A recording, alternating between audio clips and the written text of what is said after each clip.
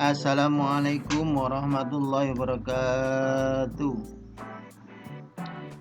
Selamat pagi, Bapak akan menjelaskan dari materi pembelajaran mata pelajaran IPA tentang macam-macam gaya.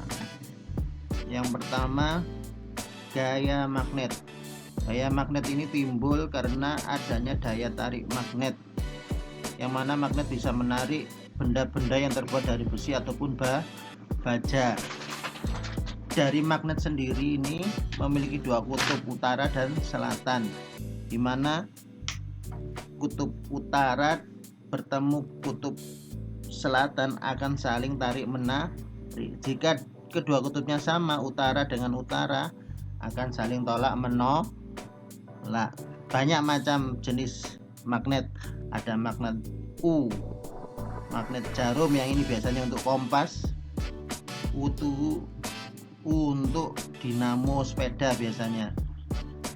Nah, yang kedua, gaya gravitasi, di mana gaya gravitasi itu timbul karena adanya daya tarik bumi. Contohnya, jika kita melempar benda yang ke atas, pasti akan kembali ke bawah atau ke bumi karena adanya daya tarik bumi. Nah, mengapa para astronot di luar angkasa melayang-melayang? Karena tidak ada gaya tarik bumi. Yang ketiga, gaya otot. Gaya otot ini disebabkan atau dihasilkan oleh kerja otot manusia. Ya, macam-macam, untuk mendorong, untuk menarik ataupun mengangkat suatu benda. Yang keempat, gaya listrik. Gaya listrik merupakan gaya yang timbul adanya arus listrik yang mengalir. Contoh, bola lampu bisa menyala karena adanya listrik yang mengalir. Ada dua macam jenis listrik, statis dan listrik dinamis. Listrik statis itu sifatnya sementara atau lemah kecil. Contohnya, penggaris yang digosokkan di rambut akan dapat menarik kertas-kertas kecil.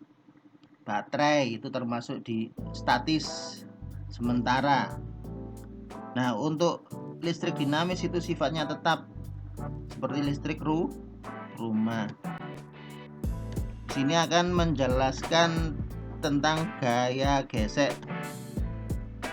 Gaya gesek, gaya yang ditimbulkan oleh gesekan benda dengan benda yang lainnya. Gaya gesekan terjadi karena permukaan kedua benda saling bersentuhan. Besar gaya gesekan dipengaruhi oleh kekasaran permukaan benda yang bergesekan. Makin kasar permukaan benda, makin besar gaya gesekan. Sebaliknya, makin halus permukaan benda, gaya gesekan makin kecil. Sifat gaya gesek. Gaya gesek terjadi karena dua permukaan saling bersentuhan. Dua arah gaya gesek selalu berlawanan dengan arah gerak benda. Ketiga, besar gaya gesekan bergantung pada tingkat kekasaran permukaan benda yang Gaya gesek dapat diperbesar dan dapat diperkecil, di mana gaya gesek terdapat contoh-contoh alat-alat yang diperbesar gaya geseknya. Satu, permukaan ban yang dibuat beralur, atau ban itu ada kembangannya, jadi kendaraan tidak selip ketika hujan ataupun kena oli di jalan. Nomor 2, membuat kampas rem lebih kasar supaya dapat menghambat laju kendaraan, untuk memberhentikan kendaraan melaju, jadi mengerem. 3, membuat alur-alur pada alas sandal, sepatu, supaya tidak tergelincir pada saat dipakai. Contohnya, sepatu bola itu ada yang menonjol atau pull namanya, agar di rumput tidak licin.